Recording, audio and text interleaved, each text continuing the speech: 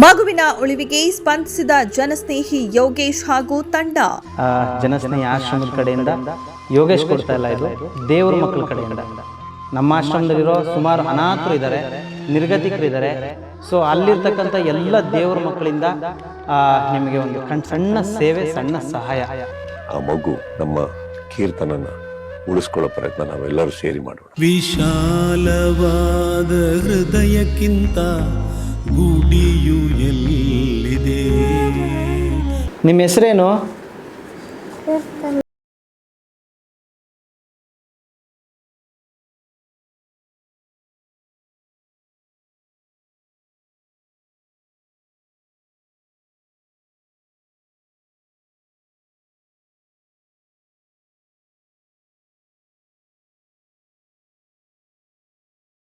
ಹೆಸರು ಕೀರ್ತನ. ಅರಣ್ಯ ಇಲಾಖೆಯಲ್ಲಿ ಕೆಲಸ ಮಾಡ್ತಿರೋ ಆಫೀಸರ್ ಕಿಶೋರ್ ಹಾಗೂ ನಾಗಶ್ರೀ ಎಂಬುವರ ಮುದ್ದಿನ ಮಗಳು. ತಾನು ಯಾರು, ತನ್ನವರು ಯಾರು ಅನ್ನೋದನ್ನ ಅರ್ಥಕೊಳ್ತಿರೋ ಈ ಮುಗ್ಧ ಮಗುವಿನ ಬಾಳಲ್ಲಿ ಆ ವಿಧಿ ಆಟ ಶುರುವಿಟ್ಟಿದೆ. ಹೌದು, ಕೀರ್ತನಾಗೆ SMA ಅನ್ನೋ ಅಪರೂಪದ ಕಾಯಿಲೆ ಇದೆ. ಅದಕ್ಕಿನ್ನೂ ಚಿಕಿತ್ಸೆ ಹಾಗೂ ಔಷಧ ಎರಡೂ ಇದೆ. ಆದ್ರೆ ಅದರ ಬೆಲೆ ಬರೋಬ್ಬರಿ 16 ಕೋಟಿ. ಅಂದ್ರೆ ನೀವು ನಂಬಲೇಬೇಕು. ನನ್ನ ಕೈಲಾಗಿದ್ದು ಸಹಾಯ ಮಾಡ್ತೀನಿ, ನೋಡೋಣ ದೇವರಿಗೂ ನಾನು ಶಾಪ ಹಾಕಿರುವೆ, ಅಷ್ಟು ಕೋಪ. ಕಿಚ್ಚನ ಕೂಗಿಗೆ ಜೊತೆಯಾಗಿ ಸಹಾಯಕ್ಕೆ ನಿಂತ ಜನಸ್ನೇಹಿ.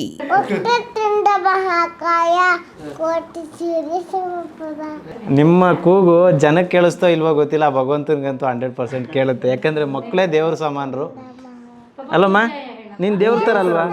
100% ಕೇಳ್ತಾ ಇದ್ದೆ. ವಿಧಿ ನಿನ್ನ ಆಟಕ್ಕೆ ನಾನದೇ ಆಟಿಕೆ, ಹೃದಯ ಏತಕ್ಕೆ ನಿನಗಿಲ್ಲ.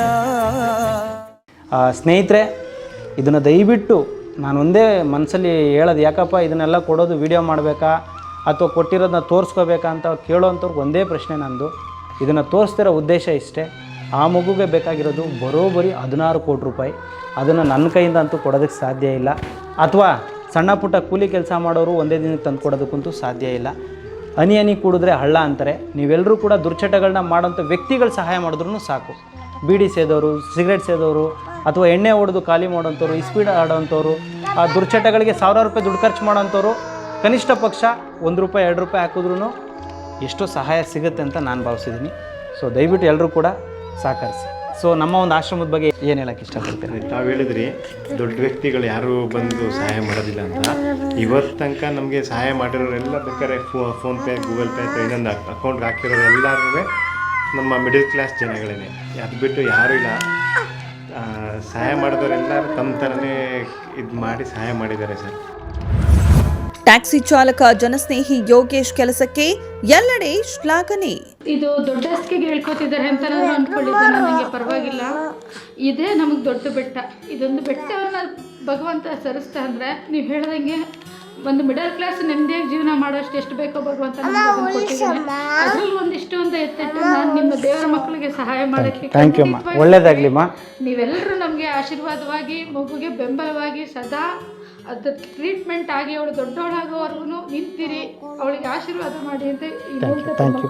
ಅಲ್ಲಿರ್ತಕ್ಕಂಥ ಎಲ್ಲ ದೇವ್ರ ಮಕ್ಕಳ ಆಶೀರ್ವಾದ ಸಿಗಲಿ, ದೇವ್ರು ಒಳ್ಳೇದು ಮಾಡಲಿ. ಮಗು ಹುಷಾರಾದ್ಮೇಲೆ ತಮ್ಮ ಆಶ್ರಮಕ್ಕೆ ನಾವೇ ಮಗು ಕರ್ಕೊಂಬಂದು ನಮ್ಮ ಕೈಲಿ ಏನಾಗುತ್ತೋ ಸಹಾಯನ ಖಂಡಿತ ಮಾಡ್ತೀವಿ. ಥ್ಯಾಂಕ್ಸ್ ಅಣ್ಣ. ಜನಸಾಮಾನ್ಯರಿಗೆ ಸ್ಪಂದಿಸುವಂತೆ ಮನವಿ ಮಾಡಿದ ಯೋಗೇಶ್.